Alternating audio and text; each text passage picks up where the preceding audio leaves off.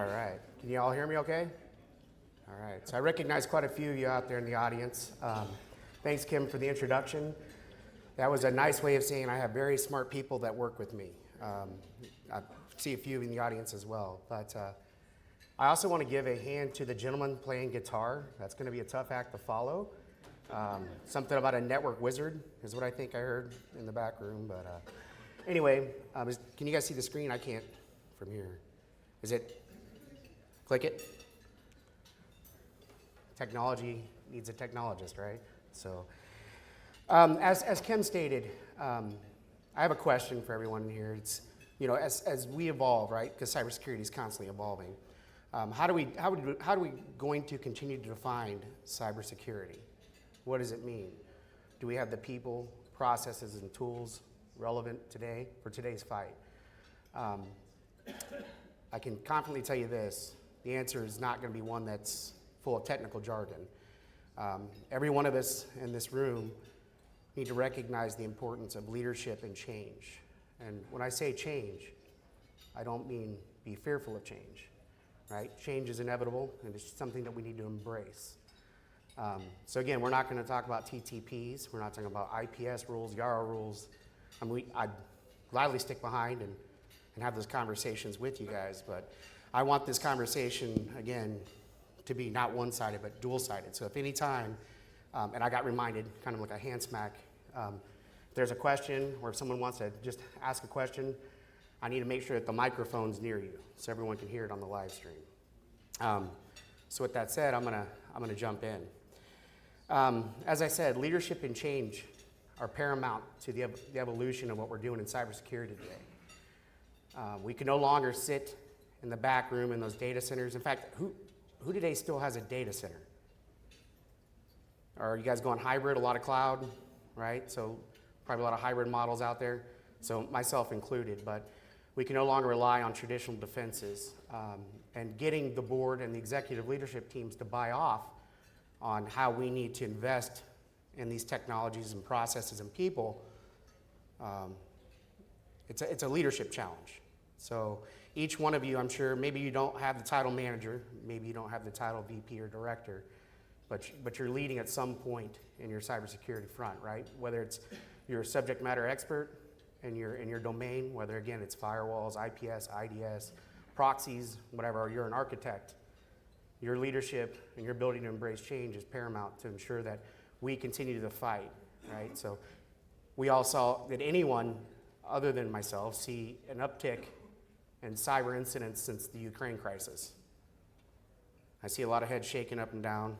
Some maybe you don't know yet that you've seen the increase, right? So, but like I said, you'll see, again, we need to be able to have these conversations with your management, your ELT, your executive leadership team, and your board to get the buy-in that we need to continue the fight, the good fight against cyber. This is going to be, hopefully, again, interactive and funny, right? Because I hate boring conversations. Hey, Joe. But I don't, you'll see me intermince a lot of, I like Will Ferrell. Is anyone else a Will Ferrell fan in here? Yeah, you guys love the movie Old School? Yeah, Ricky Bobby, Shake and Bake. All right, so we'll be doing that. But again, the common theme you're going to see through here is leadership and change. Okay. So I'm going to start off with, we just talked about Talladega Nights. Does everyone remember the intro scene where Ricky Bobby's sitting in the crew, right? He's sitting there with the pit crew. And Lucius, so the driver Terry pulls in to get his tires changed, right? Well, he just gets out of the automobile and says he has to take a pee, right? So then he walks off. Well, then Lucius sees them, now he's eating a chicken salad sandwich while the race is still going on. So like everyone in the crew chief is saying, hey, we're about to lose our sponsorship, our endorsements. Well, the question is, who wants to go fast? Ricky Bobby, with his friend egging him on a little bit, puts his hand up. He took a leadership moment and got in the car. And for those that remember that part of the movie, he goes on to win the race. And at the end, he's shocked, he's stunned, he didn't know what to do. He doesn't know what to do with his hands, right? Remember, what do I do with these? So the analogy I'm using here is Terry, the original driver, couldn't keep up with the needs of the business, right? In that case, the race crew and the race itself. It took a different leader to emerge and help the business. And in this instance, now we can tie it back to our specific businesses. I can't, unless your business is dying, unless your leadership team is looking to sell, well, even then you see divestitures, right? Cybersecurity is a part of every one of those bullet points there, and it better be, right? Is anyone in this forum been part of a due diligence team? Yeah, so it's a very honorary thing to be a part of, because you're helping the organization determine risk, right, and make the right decisions. You're helping draft transition service agreements, but you're also keeping the organization safe while you're merging systems and networks.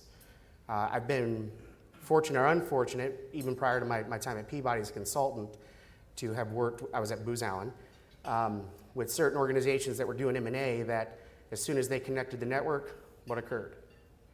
Right? Virus spreads, or systems getting data information being exchanged that shouldn't have been ordinarily exchanged. So having those conversations up front and being part of those due diligence teams and asking, right? This is that leadership component that I'm talking about. Step up to being in those uncomfortable conversations with your leadership team, right? Cybersecurity, we have a bad rep still, right? We know we're needed. The executive leadership team knows that we're needed. Boards of directors. In fact, the National Association of Corporate Directors now has a cybersecurity specialty. Is anyone aware of that? Yeah, so boards are recognizing the importance of cybersecurity. But here's the one thing that they also recognize. We get in there and we put our hands up because we talk like geeks. So we need to evolve.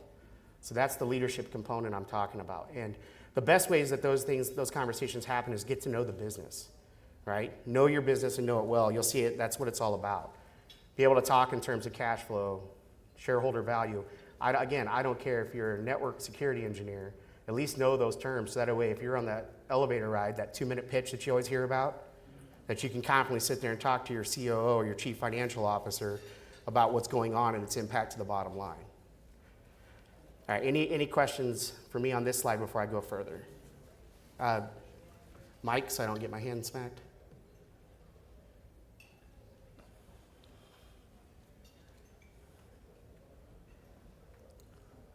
I thought he saw you too, maybe.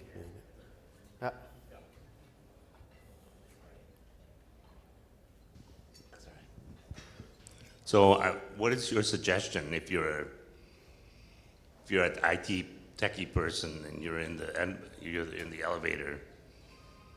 How do I improve my elevator pitch? Practice it. Practice it with your colleagues in the Security Operations Center. Practice it with your CISO. Practice it with your manager of cybersecurity. Just practice. And honestly, go out and you can see a lot of videos on YouTube on how to convey risk or cybersecurity in non-techie terms, right? So that's what I'd recommend. And then, of course, and most importantly, find a good mentor. I still have quite a few of those.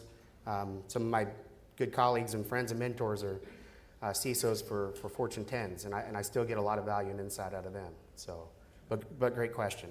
Any other question before I go to the next slide? All right. Again, there's no Will Ferrell, but this is old school. Do you remember he's been asked in old school? They have a frat, right? They create this frat of old men, and the dean of the university is trying to get this frat closed down. So very much like Billy Madison when they did a decathlon. You guys remember that movie as well? Or maybe okay, good. Told you I like comedies, but so he's challenged. He's supposed to do debate, but the captain of the debate team, he has a scheduling conflict. So the dean has arranged it to the Raging Cajun. You know who that is, right? From CNN, the guy that just knows money markets, knows everything, and just can debate about anything, is having a debate with Will Ferrell. At the end, Will Ferrell emerges as successfully. It's almost hilarious. It's like his body gets taken over, and he actually says, "What happened? I blacked out." I black out trying to keep up with the regulations. All right. So, is there anyone in here that's not familiar with the new SEC cybersecurity guidance regulations that's being proposed? Well, yeah. Yep, that's not familiar with it. Okay. So one of the biggest things that have come out of the proposed guidance is a 4-day reporting requirement to notify when you've had a breach. Usually, for those that have been involved in incident response activities, when are you aware that you can confidently say you've been breached? Go ahead. I heard some mumblings. You blacked out. That's correct. And that's the answer you give the board too, right? So, so it's important that we get out ahead and we have these conversations, because for us to, as a community, to continue to drive leadership and change in cybersecurity, right, and be part of that executive leadership team and not be an afterthought when business decisions are being made, we need to be able to have these conversations with ourselves and be able to push back on the SEC. How many of us in this room knew that the SEC was looking for us to push back on them? They wanted to hear our suggestions. They wanted to see if it was achievable. How many contributed? Good. That's good to see. There's still time left.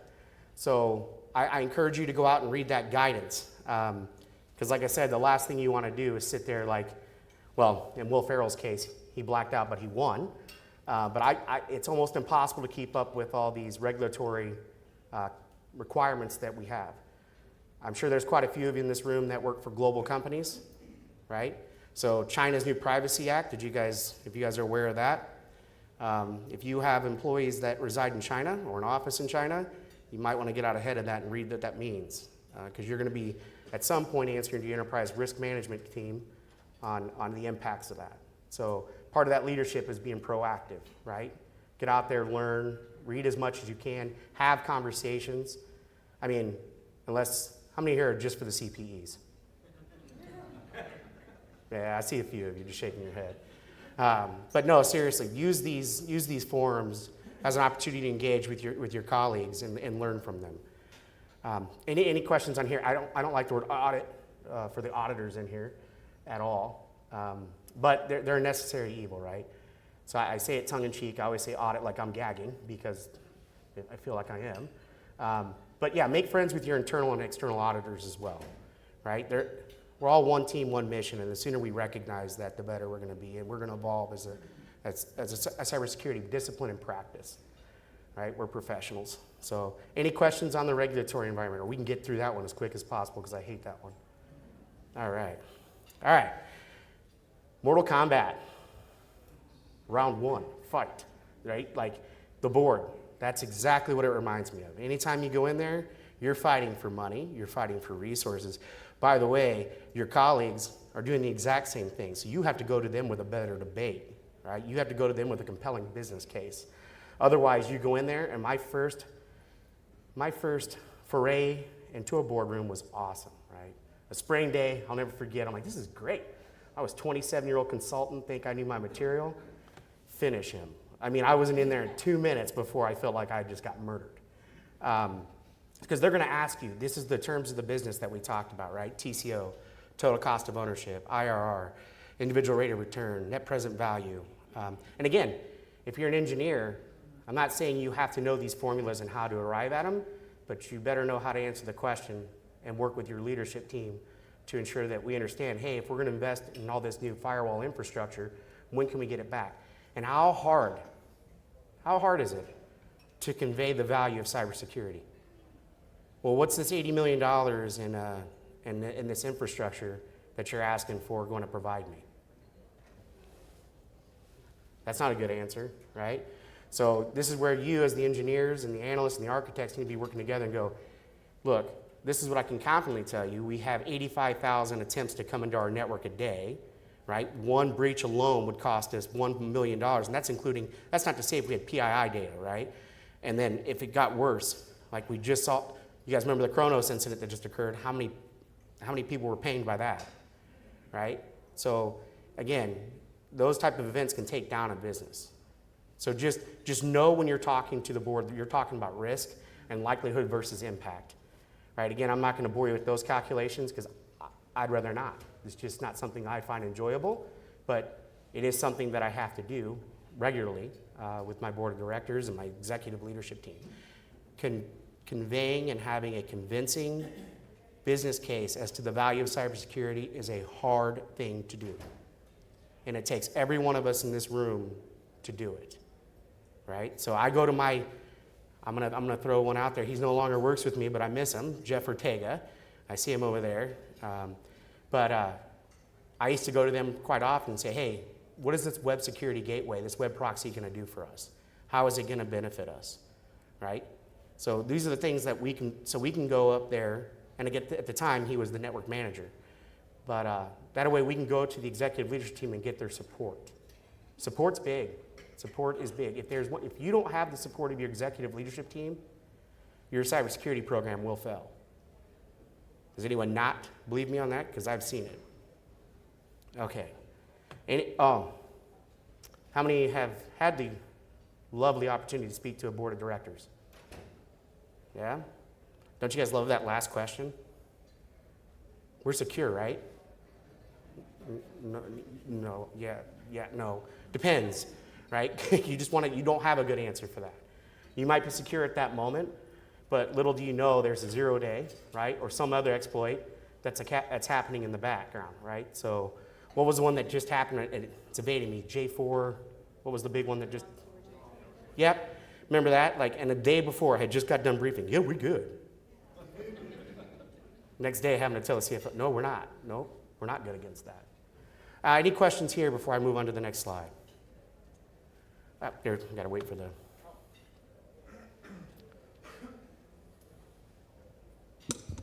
I've never spoken to a board, but the things I've read a little bit about is your presentation you shouldn't be an alarmist, is that correct? You shouldn't go in there, that's not how you should convince them to give you the funding and support.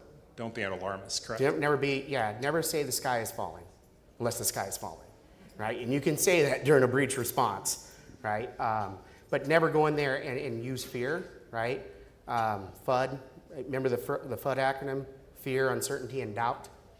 Never use that to move your agenda forward, right? Be realist, go to them, but again, correct, do not be an alarmist, because you will lose instant credibility with that board. Good question. All right, has everyone seen the new Maverick? It was pretty badass. I'm a military guy, so here's our traditional defenses that we see up there, right? Again, we've talked about them: IDS, IPS, firewalls, web and email proxies, the gateways. But in the new Maverick, he gets shot down. Tom Cruise, again, for those, I don't want to spoil it, but I will a little bit since I've already talked about it. So he gets shot down, and he's rescuing Goose's son. So Goose from the original Top Gun, he's in there. And so they're behind enemy territory. They're behind the red line. And they're trying to figure out a way to get out. So they sneaked on to an active runway, and there was an F-14 Tomcat sitting there. Tom Cruise knew how to fly it, right? But, so he gets up in the air, right? He's doing a good job. He's trying to get out, but then he gets pursued pretty quickly by what's called fifth-generation fighters, okay? How well do you think that works out for him? It doesn't, right? So we have to be constantly changing, right? So and that means our own defenses. So that F-14 Tomcat had no business doing anything in the air with those fifth-gen fighters, right? They got into a dogfight, and I'll leave it there. So my point is that our traditional defenses and the way we thought about cybersecurity, you have to embrace change, right? You have to be leaders of change. So any questions? I'm not going to say at the movie ending. I didn't get my cup, the refillable one that's got the Maverick, Anyway, they were sold out. So okay, here's a big one, right? So embracing new tech. Oh, sorry, go ahead.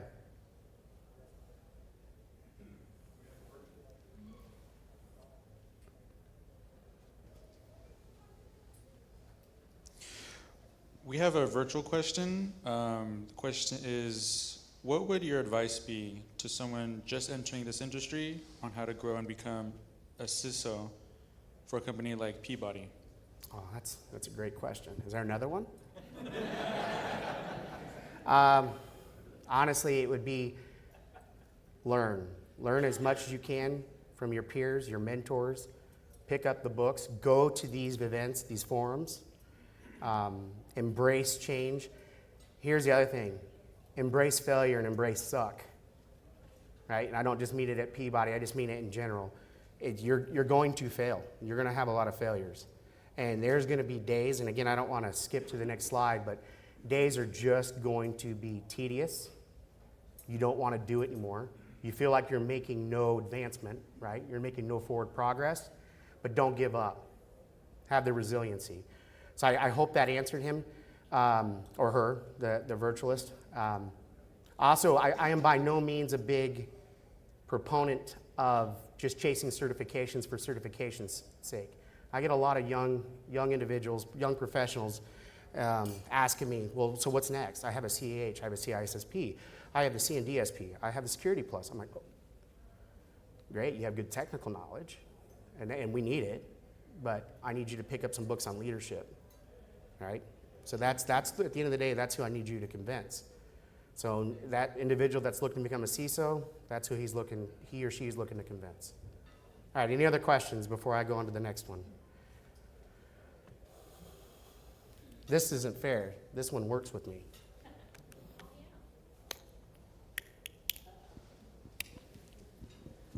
So going back to the idea of embracing the suck, I teach at a couple of local universities, and one thing I tell my students is we will all fail. That's part of being in this industry. So as a leader, how do you keep yourself motivated and constantly passionate while going through knowing that we live to eventually fail at some point in our career? Schlafly and red wine. Great answer. No, honestly, I'm encouraged by the team I surround myself with. Every day they bring something new to me and I'm learning from them. That's what motivates me. What also motivates me is seeing them smile when they've worked through something themselves, right? And just being available. So at the end of the day, it's the team that keeps me motivated, because otherwise there's been plenty of times I'm ready to just throw my hands up and quit. Any other questions? Before we go on to this slide, I don't think we've covered this one yet. All right, so we talked about embracing new tech.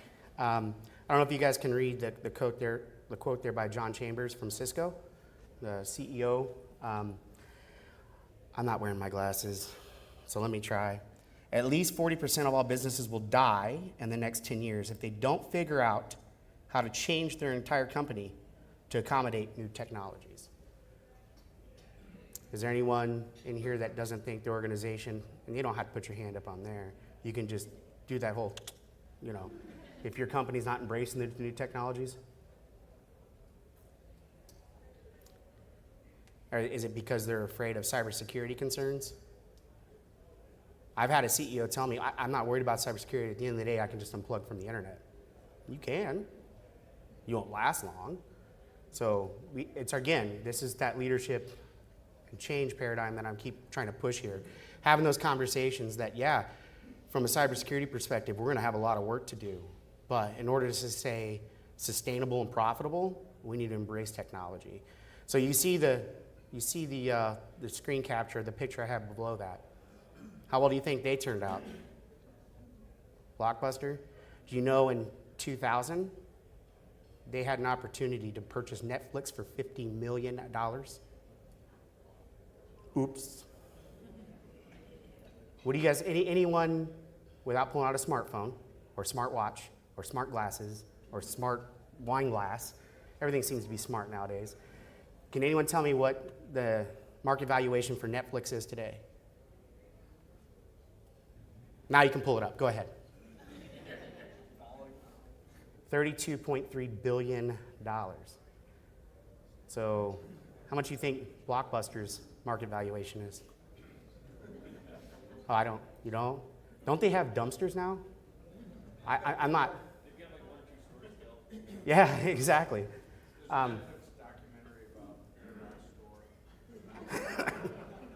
For those on the virtual audience, there's a gentleman that, you're correct, there's a Netflix documentary about Blockbuster's last store.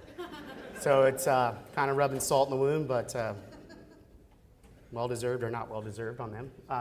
So anyway, again, going back to my original point, you see all these names up here, right? All these acronyms. Embrace it, right? You're going to have to understand how you secure your environment and your company in the cloud. I don't care if it's a hybrid cloud. You're going to be multi-cloud too, by the way. For anyone to sit there and go, nope, I'm an AWS shop. Nope. No, you're not. You have SaaS apps. You have IaaS that you're not aware of. And even more scary, you've had people that do shadow IT in your organization. There's contracts signed. You just don't know. So earlier when I was talking about a CASB, it's a cloud access security broker. Again, I'm not pushing for any technology for any vendors in here. But I would certainly looking at that, because you're going to start seeing where your data is going and going, well, I didn't know I had that service. Well, how much data do I have out there? Is it protected by multi-factor authentication? I mean, you're not, wow, what is going out there? Because you know what? You know who's going to ask you? The board. Because someone's going to ask them, because you know board members are usually on multiple boards, and they heard something sharp, so they want to bring it to the next one to be the sharpest board member in the room. So they're going to ask. So just be prepared. Any questions on this slide? What? Yeah, go ahead.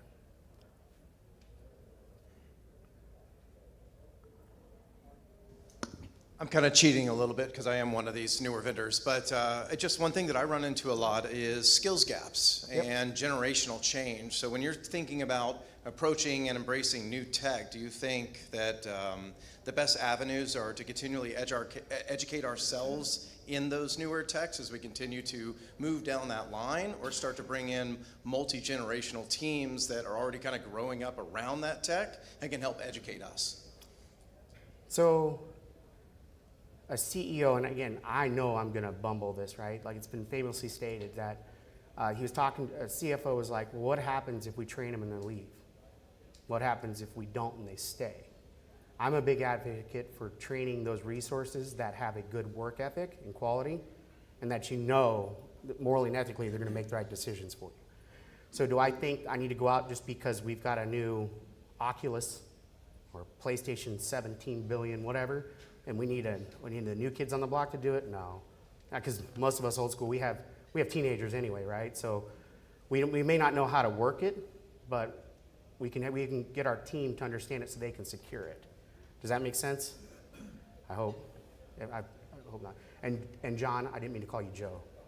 So as soon as I looked over, I realized I called you Joe at the beginning. That's why I looked over. Yeah. Any other questions on this slide? We're getting down to our last few here. Okay. All right. Let's go back to Will Ferrell. You guys remember this part in old school? He's having a conversation with Sean William Scott, right? They're at a kid's birthday party, okay? Sean William Scott's like, hey, if these crazy animals ever get out of control, I have a tranquilizer. You just put them out. And Will Ferrell's fumbling with it. He's like, hey, be careful there. That's high-grade tranquilizer that can get you. And he's like, oh, wow, really? And he shoots himself in the neck, right? And he puts himself out. He's fumbling. He's walking into kids' birthday, moving kids out of the way, smacking them. Falls into the pool, and ultimately gets being resuscitated by one of his buddies, right? Because he's hallucinating. He thinks it's his wife. My point, and the reason why I think this is funny here, is that you'll see that fourth bullet there. Do not DDoS yourself. You guys know what a DDoS is, I hope.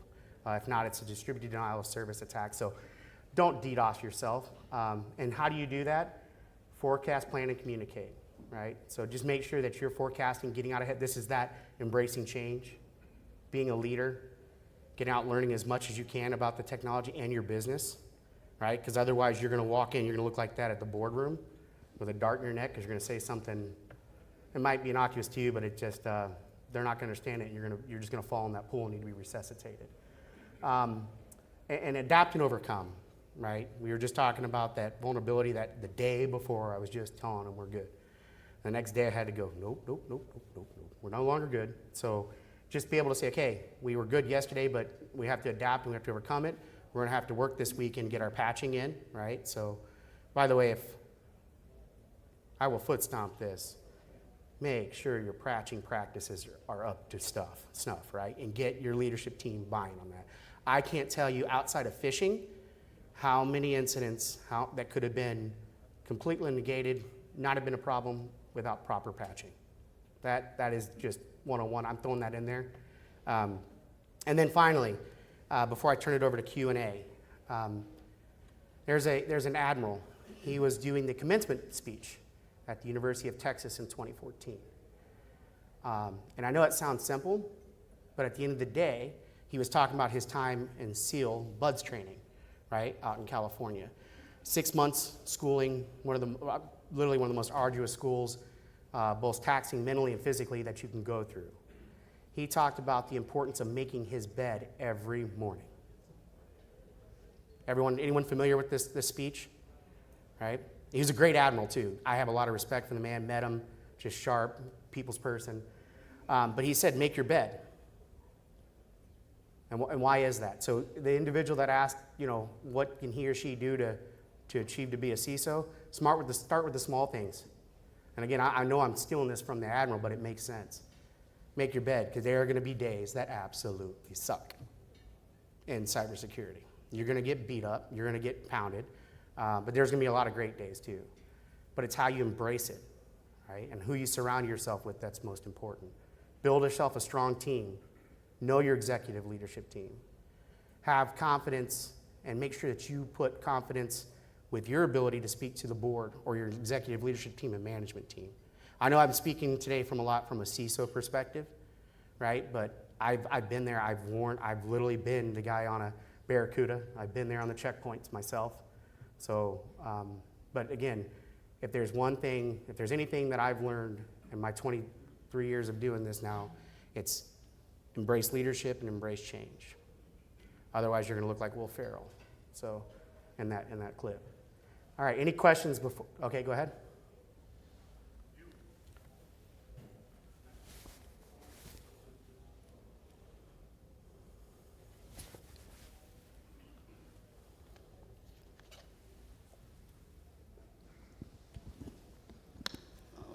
I have a question about leadership and how to best retain top talent. What have you seen in the past to retain top talent, and with the changing information security, cybersecurity talent, demand? What are you seeing as the best way to keep your top talent with work from home, with hybrid, with the resistance to go back to work? Yep. And before you answer that, your board slide was excellent, and I think if you have a tabletop that includes the board and the ELT, I think, and you can drive those points home, Yep. that helps me justify budget. Yep. So, but no, excellent slides, and thanks for the content of your presentation. Very interesting. Thanks, Jeff. That board slide, and your suggestion to have tabletop exercises with the board, I just had one about 3 weeks ago with the ELT. Some of my less eager cybersecurity leaders jumped on board because we made it very operational and how it impacted the bottom line, right? So some of these are new leaders that came into the organization. So some of them, for the first time, believe it or not, are hearing about cybersecurity other than what they've read in Wall Street Journal. So yes, I definitely 100% believe in backing. I mean, that would be one of the things I'd always recommend, have a tabletop exercise with your ELT and board. Now, on to your question about retaining and attracting the talent, invest in them. Invest. And don't hesitate to go talk to your chief human resource officer and go, hey, look, I can't compete, we can't compete with Netflix salaries, nor can this region, right, for the most part, right? I mean, we got a few pretty big Fortune 25s in here, but not many in this area. But what are other ways that we can keep our workforce happy, that work from home? I advocated for that. Because, again, if you have full faith and confidence in your team, right, you don't have to worry about the work being done. It's going to get done. I don't care where it gets performed from. So make sure that you're embracing those type of changes. Because is there anyone in here that's gone back to 100% in the office? I'm sorry to hear that. So But great question. So I hope it answered that. So, okay. I have the microphone right here. Sorry, Cam, I failed you. With incorporating generational workforces combined with work from home workplace Yeah. practices, how do we get the in-person relationship building and social building from the folks that have been in the industry for years Yep. to the new folks that are coming in, because there's no office shared space that they physically inhabit to have those water cooler conversations and those conversations that happen outside of formal meetings, which are all Zoom-based and virtual. Yeah. First and foremost, I recommend you remind Billy and Jane that they're on a Zoom conference, and then you put pants on. How many of you have been in those Zoom meetings when they look business up top? They go to stand up to fill a coffee cup in their shorts or flip-flops, right? Guilty. I've done it. But it's all about change, right? Because there are certain individuals that just, that's the way they've grown up. They've grown up doing the 9-to-5 grind in the office. Now this new generation, they've come in and maybe been in the workforce 4 or 5 years, and then the pandemic hit and they were forced to work from home, and they're raising young families, right? So it's easier for them to get off and get to school, get the kids from school, bring them to their appointments, embrace change. Now, I do highly recommend, and this is things that I encourage, and not just encourage, I travel to my team. I will travel to them, we'll have coffee, even if it's just a quick lunch meeting, but look at those things. Even if it's a walk in the park, travel to them. Just make sure you keep that camaraderie up, right? Keep those conversations going, and then entice them. I know, bring them in pizza. Have a vendor buy steak for you guys. That was a slam at the vendors there. I'm joking, but no, seriously, do anything you guys can to get together. So I'm in that middle, right? That middle ground where I like working from home, but I also like seeing my team. So embrace the change, but look for opportunity in the change as well. All right. Any other questions for me? Virtually or?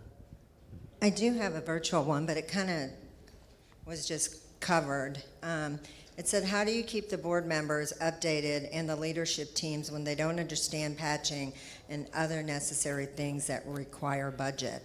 I believe you covered this, but maybe you have more to add. So use story and analogy. They're not going to have to understand patching, right? They're not going to understand Apache. They're not going to care about that. They're not going to care about CVE. They're going to go see what? Don't talk to them in terms of that. Talk to them in terms of patching. It's just like regular car maintenance. I doubt any one of your board of members doesn't understand a typical oil change, right? So talk to them in terms of analogy and stories, right? That's what I found most helpful, right? Even for those board members that are, and I've had them, 75, 80 that, I mean, you should see them trying to fumble through a flip phone still, because they just can't embrace change. But they understand what it means to change a tire, right? To go look to make sure that the tires aren't worn. So you, again, embrace storytelling and analogies. Anything else for me? I actually have one last question. Most of this room is from the enterprise side, not vendor side, but we do ask all of our CISOs that at our panel, being this is going to be streamed and there are vendors watching this, what is your best advice? Because we all know you probably get 1 million emails every day from vendors. What is your best advice of how someone gets in front of a CISO like you? Yeah. So remember I was talking about email security gateways and maybe spam rules? I'm messing with my vendor friends here. No, honestly, it's best to, again, everything in this world, right? We're humans. We like to trust. That's a problem with security too, right? Do you guys know that? That's why phishing is so successful. We as humans naturally want to trust one another, right? Little Johnny needs help. We click on it. We want to support that. So build trust, vendors. Build trust with everyone in that organization, not just the CISO, right? So if you truly want to collaborate and have a team environment, vendors, you better do it right. And don't just keep going to the CISO. And if an engineer or a manager on that team says the CISO doesn't want to talk to you at this time, and don't take offense to it, right? Because the worst thing you can do is go to the CISO after the manager's going, hey, I'm trying to guard you here, right? Because you're wasting their time and ours. Because at that time, and again, your product might not be bad, it's just not wanted, it's not required at that time. So don't push that envelope of trust, because then you become frustrating. And again, here's how I deal with vendors, and again, this is me personally. Because somehow they got a hold of my cell phone number, my personal cell phone number. I always ask them, was I expecting your call? No. All right, well, have a good day. So always be nice, but vendors need to earn and trust and earn your trust and respect. So that's the only thing I advocate for. I hope that answered the question, because it sounded like that was what they were looking for. Because trust me, I can't do it with, it's an ecosystem, right? I have to have vendors, right? I have to have trust in their products and their ability to provide me counsel and guidance. So it's not me thrashing the vendors, but earn that trust and get that reputation as a guided vendor, or a trusted vendor rather. Anything else? We have another virtual question from Kevin. His question is, how do you navigate moving up in a company that relies heavily on time served as their measure of success rather than real contributions to the organization? So I'm going to be blunt, because I wouldn't work for an organization that is more tenure and time served, right? I've done that. I've done it in the military. You have to serve 4 years before you make the rank of captain. Another 4 to 6 years before you make major. Maybe 3 to 5 for lieutenant colonel. It's time and service has zero based on, or in my opinion, has zero credibility as opposed to the impact to the organization. So I'm blunt, and I'm sorry for those that got offended by that, but I just don't believe in time and service, time and grade being the most critical factors. It's your action and how it impacts the organization. Not a good diplomatic response, I know. All right, I think that's it, Kim. I think so. Any other questions before we wrap up here? Okay. Great, I think get to be that's it. unmiked. All right. Thank you, Brent.